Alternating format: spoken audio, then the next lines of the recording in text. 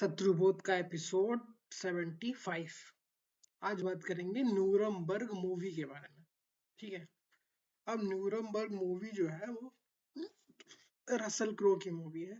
Russell crow बूढ़े होने लगे हैं, लेकिन रसल क्रो ने कुछ बहुत अच्छी पिक्चरें पहले बनाई हुई हैं और नूरमबर्ग मूवी उनकी one of the best movies में से एक है। अब रसल क्रो ने उसमें क्या दिखाया है? रसल क्रो भी है, रामी मालिक भी है। ठीक है।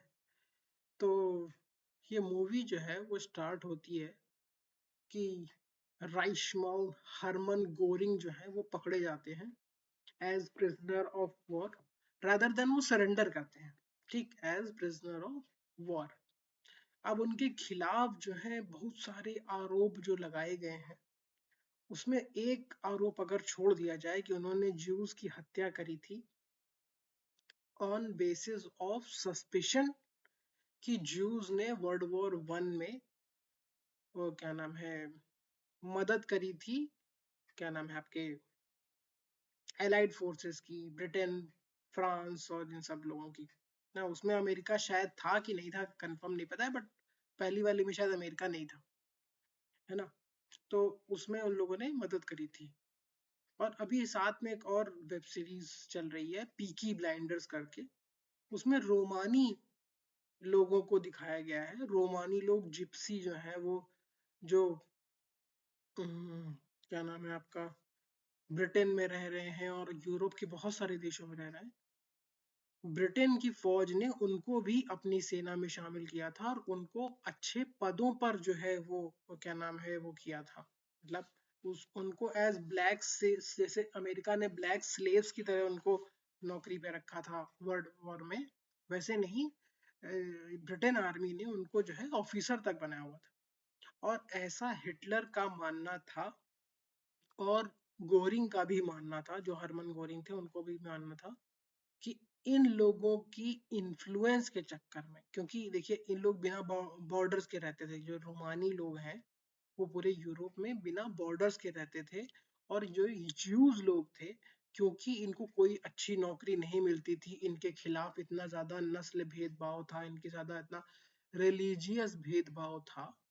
हाँ, ये क्रिश्चियंस लोग नफरत करते थे ज्यूज से सिर्फ ज्यूज होने के कारण, जैसे वो भारत के लोगों से भी नफरत करते हैं सिर्फ हिंदू होने के कारण, जैसे वो इस्लाम से नफरत करते हैं सिर्फ इस्लामिक होने के कारण, वैसे ही इस्लाम भी बाकी लोगों से नफरत करता है वैसे तो, बट कहानी यही है। ठीक है। तो हिटलर को लगता था कि ज्यूज और रोमानी लोगों ने जो है वो बहुत ज्यादा, क्योंकि वो एज अ धर्म कनेक्टेड है एक दूसरे से, उनकी कोई नेशनैलिटी नहीं है और उनको लोग घुसने भी नहीं देते थे शहरों में। जो ये पूरी पीकी ब्लाइंडर्स मूवी बनी है उनको आप देखिए तो उसमें सही से नहीं दिखाया है किस तरह का नस्लीय भेदभाव इन लोगों ने जो है सहा है क्रिश्चियन कंट्रीज में। और आज भी जो रोमानी पीपल है उनको जिप्सी बोल के आज भी उनको शहरों में घुसने नहीं देते हैं। उनके प्रति एक नस्ल भेद का जो है इन लोग का एटीट्यूड है। तो रिगार्डलेस ना, ये सब तो फैक्ट्स हैं। अब इसमें हिटलर को क्या लगता था? हिटलर को लगता था इन्हीं लोगों ने जर्मनी से बदला लेने के लिए या फिर ब्रिटेन के रोमानी लोगों का साथ देने के लिए, ब्रिटेन के ज्यूज का साथ देने के लिए, क्योंकि उस समय ब्रिटेन जो है उनकी वो भी कर रहा था, क्या नाम है आपका, सेकेंड वर्ल्ड वॉर से पहले पहले क्या नाम है इसराइल की भी स्थापना हो रही थी। देखिए कितना, मतलब मानना पड़ेगा आपको कि अगर दिमाग और प्रोपोगंडा के लेवल पे ब्रिटेन को देखा जाए तो सबसे ज्यादा बुद्धिमान एक देश है जिसने उस चीज को जो है पारंगत किया है, चाणक्य नीति जिसको कहा जाए।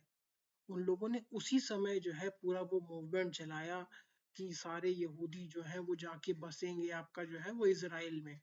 अब देखिए टाइमलाइन वही है, यही वो टाइमलाइन है जब वहां से जूस जो एक एक करके 10-10 करके 50-50 करके वहां जाने लगे, क्या नाम है जर्मनी, सॉरी इसराइल, इसराइल जाने लगे जर्मनी से।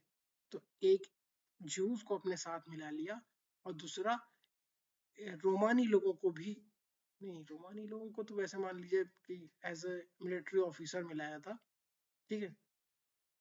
तो उस तरीके से इन लोगों ने किया। अब इसका सॉल्यूशन ये निकाला हिटलर ने और गोरिंग ने कि इन लोगों को सबको जो है इतना प्रताड़ित करो, इतना परेशान करो कि ये जो है देश छोड़ के भाग जाए। क्योंकि फर्स्ट वर्ल्ड वॉर अगर हम लोग हारे हैं, जर्मनी देश जो हारा है वो इन्हीं के कारण हारा है। किनके कारण? रोमानी लोगों के कारण और ज्यूज लोगों के कारण। ठीक, तो इन पे ही सारा का सारा बवाल इसने लाद दिया और इसको इस तरीके से भी यूज किया है पॉलिटिकली कि अगर तुम मेरे विचारों से सहमत नहीं हो, जैसे हर पार्टी में विचारों में असहमति होती है, तो उसमें अगर कोई भी इनका विरोध करता था तो उसको ज्यूज बता के, उसको रोमानी बता के कंसंट्रेशन कैंप में डाल देते थे और उसको जो है प्रताड़ित करते थे, बहुत बुरी तरीके से प्रताड़ित करते थे। तो यही पूरी मूवी है और किस तरीके से दिखाया गया है कि कितना इंटेलिजेंट था, क्या नाम है, राइस मार्शल हरमन गोरिंग। इसमें एक चीज जो नहीं दिखाई गई है वो भी दिखानी चाहिए थी कि इतने मक्कार हैं अमेरिकन और ब्रिटिश, जितने भी साइंटिस्ट थे जर्मनी में उनको इन लोगों ने ले लिया। जितने भी साइंटिस्ट ही ले गए थे ज्यादातर, तो साइंटिस्ट और डॉक्टर्स, हालांकि उनमें ज्यादा कुछ फर्क नहीं होता है, बट दोनों को ही ले गए थे। कहाँ ले गए थे? अमेरिका में उनको बसाया, अमेरिका में उनको जगह दी ढेर सारी, उनको रहने की जगह दी, उनको खाने की जगह दी। और कहा जाता है कि इनका अपोलो मिशन डिजाइन करने वाले वही जर्मन नागरिक थे। जब रशिया ने, अच्छा रशिया ने भी बहुत सारे जर्मन वैज्ञानिकों को जो है शरण दी थी और उनको जो है अपने देश में बसाया था। और जो ये स्पेस रेस हुई 1965 में और आसपास में, जिसमें स्पुतनिक जो है सबसे पहले रशिया ने लॉन्च कर दिया और धरती के ऊपर वो नाचने लगा, रोटेट करने लगा, वो जो है वो जर्मन साइंटिस्ट के ही कारण था। तो ये पूरी एक प्रोपेगेंडा मूवी है, जैसे कि हर बार रहती है। तो धीरे धीरे ये लोग चीजों को एक्सेप्ट कर रहे हैं कि हाँ, हरमन गोरिंग इतना भी गलत नहीं था। हाँ, हरमन गोरिंग वो मतलब जर्मनी के लोग जो हैं वो इतने भी दुष्ट नहीं थे। अभी तक हर पिक्चर में बस वो मैग्नीटो और वो भी साले सब ज्यूस हैं और सब जो है वो जर्मनी से भागे हुए हैं। पूरा देश में एक ही, दुनिया में एक ही खराब आदमी है जिसका नाम है हिटलर। तो इस सब चीजों से थोड़ा लोगों को बाहर आना चाहिए और भारत के लोगों को खासकर हिटलर से कोई नफरत नहीं होनी चाहिए। उसने नेताजी की मदद करी, ठीक है, हिटलर ने उनको हथियार दिए, जापान को ढेर सारे हथियार दिए। जापान की मदद से हम लोग म्यांमार के रास्ते से घुस के सिक्किम और इस तरह जा रहे थे, जहां पे चर्चिल ने महामारी के तौर पे वहां पे सूखा करवा दिया, वहां से सारा गेहूं अनाज हटा दिया और वहां के लोग मर गए। 30 लाख लोगों को मार डाला था चर्चिल ने उस लड़ाई को जीतने के लिए। अब देखिए पूरा बांग्लादेश में बहुत सारे लोग भूख से मरे थे, भूख से। ये चर्चिल की नीतियों के कारण था, चर्चिल की स्ट्रैटेजी के कारण था, कोई गलती के कारण नहीं था।